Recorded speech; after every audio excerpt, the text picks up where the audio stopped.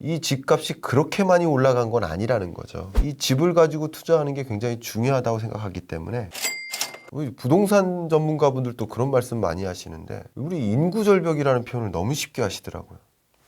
우리나라 인구 줄어든 적 없거든요. 인구 지금 안 줄고 있어요. 인구가 지금 통계청 전망에 따르면 2027년까지는 인구가 증가해요. 27년에서 8년 사이에 감소세로 접어들어요. 근데 누가 악플로 인구 줄었는데 인구 안 준다고 막 악플 달아요. 그럼 다른 사람들 그걸 믿거든요. 부동산 관점에서도 인구 너무 중요하잖아요. 이거 좋습니다. 네, 네. 좋습니다. 인구요, 왜 안 주느냐? 너무 중요한 얘기 해드릴게요. 자연 증감이 주는 거예요. 자연 증감이란 사망자가 출생자보다 많은 거예요. 그게 자연 증감이에요. 그러면 2019년 인구 더하기 출생자 빼기 사망자가 2020년 인구로 착각하시는 거죠. 플러스 알파가 있어요. 플러스 알파가 뭘까요? 외국인 유입액입니다. 외국인 유입. 왜 외국인 유입 규모는 생각하지 않느냐? 외국인 유입 규모가 우리나라가요. 이거 한번 깜짝 놀라실 텐데 우리나라가 세계에서 외국인 유입 속도가 가장 빠릅니다. 그렇습니까? 네. 이건 처음 듣습니다. 그거는 제가 데이터가 다 있습니다. 그거는 뭐 필요하신 분은 도서관에서 빌려서 보세요. 미래 시나리오 2021이라는 올해 5월 달에 나온 책에 제가 써놨습니다. 인구에 대해서.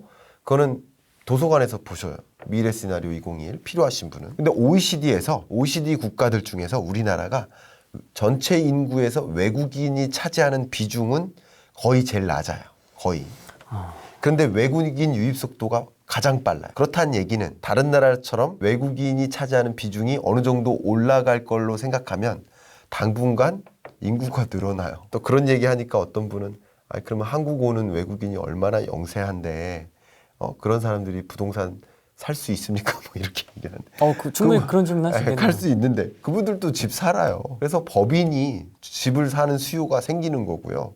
다주택자들이 집을 사는 수요가 생기는 거고 그런 다주택자나 고소득자나 이 법인이 사는 집에 그 사는 사람들이 새 들어 살든 사는 거예요. 외국인 유입 규모를 왜 무시합니까? 그런 관점에서 제가 중장기적인 부동산 시장 관점에서는 소형주택에 투자하라라고 얘기를 많이 하죠. 소형주택과 대형주택 간의 가격 격차가 점점 줄어들죠. 실제입니다. 실제 저희 아파트에 47평 아파트와 41평 아파트의 가격이 같아졌습니다. 그러니까 이런 식으로 대형주택과 소형주택 간의 격차가 줄어들어요.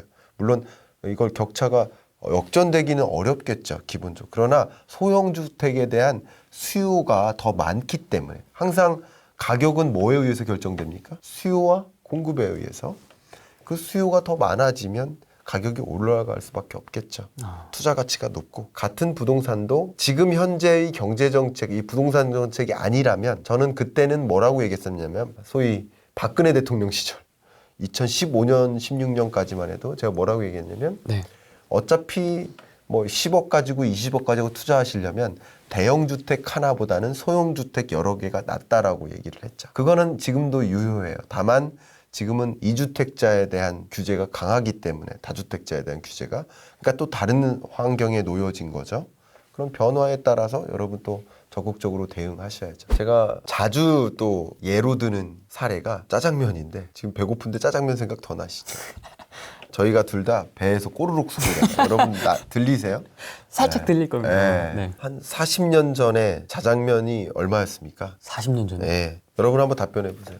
333명. 와, 40년 전에 짜장면 가격이 500원이었어요. 500원이었어요. 지금 짜장면 가격이 5,000원이라고 볼게요. 가격이 10배 올랐죠. 이때 얘기하면 지금 여러분 333명 여러분들이 무릎을 탁 치면서 나 짜장면에 투자할 걸. 짜장면 1000그릇 사둘 걸.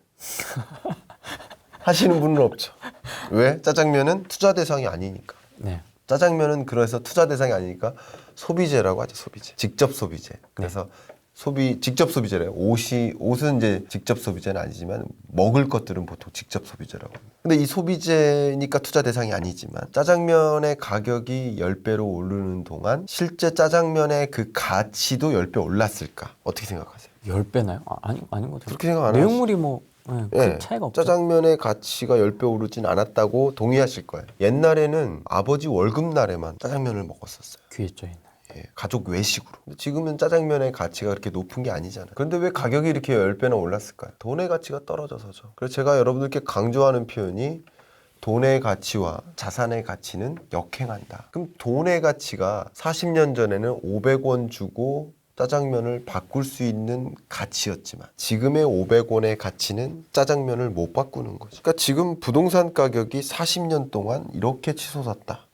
뭐 삼성전자 주가가 이렇게 치솟았다. 그럴 수도 있어요. 왜냐하면 삼성전자의 가치가 달라졌으니까. 그리고 부동산의 가치가 또 달라졌으니까 그럴 수도 있어요. 그러나 상당 부분은 돈의 가치가 떨어졌음을 기인하는 거예요. 그러니까 돈의 가치가 떨어질 때 자산의 가치가 올라가는 것을 감안해 보면 이 집값이 그렇게 많이 올라간 건 아니라는 거죠. 40년 전에 뭐 잠실 아파트가 1억이었다. 예를 들어서 제가 얼마인지는 기억을 못 합니다만 그때 1억이었고 지금은 10억이에요 라고 얘기를 할 경우 실제 부동산 가격이 그렇게 올랐어요 라기보다는 그때는 1억 가지고 그런 집을 살 수 있었던 1억의 파워가 있었지만 지금은 1억 가지고 그 집을 못 사는 1억의 파워가 없어요. 지금은 10억이 1억의 파워잖아요. 집만 그렇습니까? 그 40년 전에 1,000원 가지고 살 수 있었던 것과 지금 1,000원 가지고 살 수 있는 것이 달라졌잖아요. 그러니까 돈의 파워가 떨어진 걸 감안해서 자산 가치를 봐야 돼요. 이걸 기회비용이라고 합니다. 아까 제가 매몰 비용 설명했죠. 네. 이런 걸 기회비용이라고 해요. 돈의 가치가 떨어지고 있는 걸 생각해야 돼요. 그러니까 제가 2020년 전망에는 여러분이 역사상 가장 낮은 저금리를 만날 것이기 때문에 그렇게 전망했다겠죠? 그럴 것이기 때문에 부동산 투자하시라고 한 거예요. 근데 돈의 가치가 올라갈 때는 부동산 투자하지 마시라고 하는 거예요. 기본적인 이 시퀀스, 어떤 프리퀀시 혹은 이런 플럭추에이션 이런 걸 보시면서 투자 의사 결정하면 좋겠다. 그걸 강조하고 싶네요.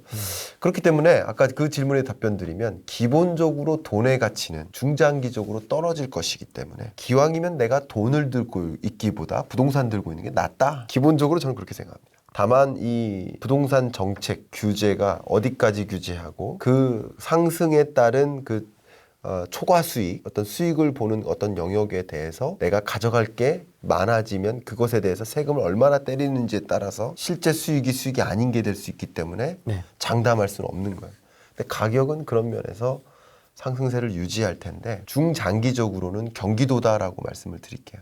아까 인구 얘기를 해드렸잖아요. 인구의 증감이 중요한 게 아니고요. 그것도 중요하죠. 그것보다 더 중요한 것은 인구의 이동입니다. 인구의 증감이 중요한 게 아닙니다. 자꾸 부동산 망할 거야 라고 주장하시는 분들이 인구 절벽을 주장하시는데 예. 그건 아직 인구 절벽 온 적 없고요. 아까 2027년인가 그때부터는 인구가 감소세로 접어든다고 했는데 접어든다고 하더라도 절벽은 아니에요. 굉장히 완만하게 줄어들어요.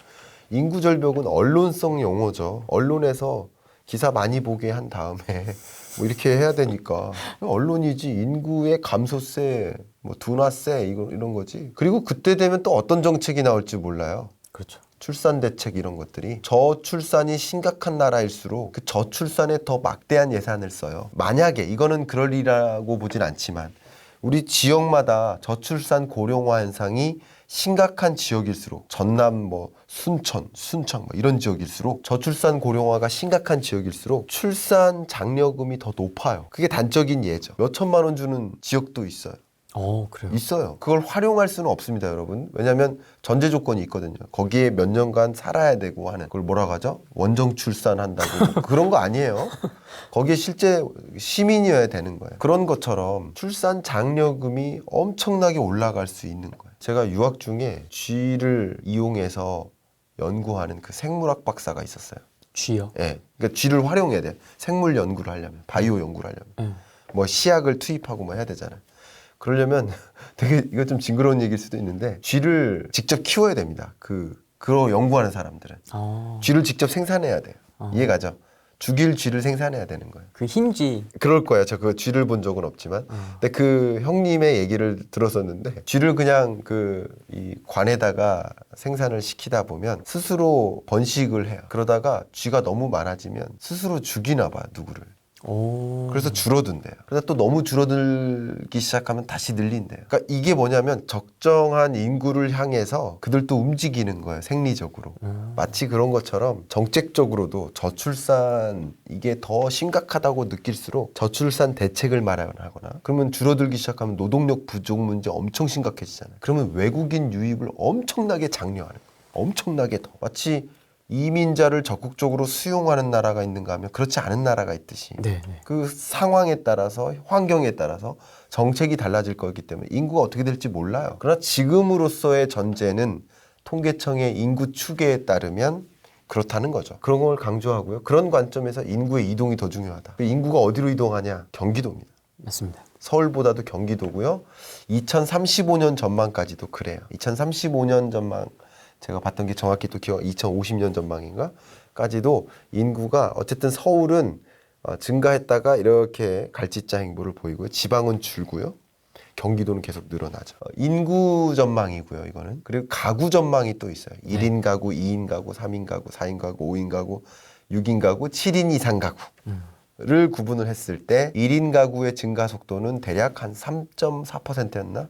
그렇게 높게 1인 가구가 증가해요. 그리고 2인 가구는 뭐 1점 몇 %로 증가해요. 3인 가구는 거의 0인 것 같고요. 증가율이. 그러니까 계속 3인 가구는 유지되고 4인, 5인, 6인 빠른 속도로 줄어요. 그러니까 당연히 대형 주택에 대한 니즈는 줄고 소형 주택에 대한 니즈는 커지니까 이것만 요약해 본다면 중장기적으로 자 내년 전망 아닙니다. 이거는 중장기적으로 소형 경기도 주택 투자는 유망할 수 있겠구나 이렇게 유효하다. 보는 거고요. 부동산 전망을 할 때 또 중요한 요소 하나가 가치예요. 가치. 그 지역의 가치, 땅의 가치. 가치끼리 비교하셔야 돼요. 그러니까 서울시를 놓고 어디에 투자해야 될까 뭐 이런 것들을 고민하시면 당연히 어느 지역에 더 많은 가치 상승폭이 나타날까 그걸 보시는 게 중요해요. 다시 말하면 이미 도시가 형성돼서 더 이상 들어설 게 없고 더 이상 지하철이 빼곡해서 더 들어설 지하철이 없으면 가치 상승폭이 낮겠죠. 주거 조건은 좋겠죠. 그러니까 여러분 제가 가치 투자를 하셔라라는 것을 말씀드리는 건 아니에요. 여러분이 주거 조건이 좋고 교육 환경이 좋은 곳에 거기서 터를 잡고 살아가시는 것도 필요해요.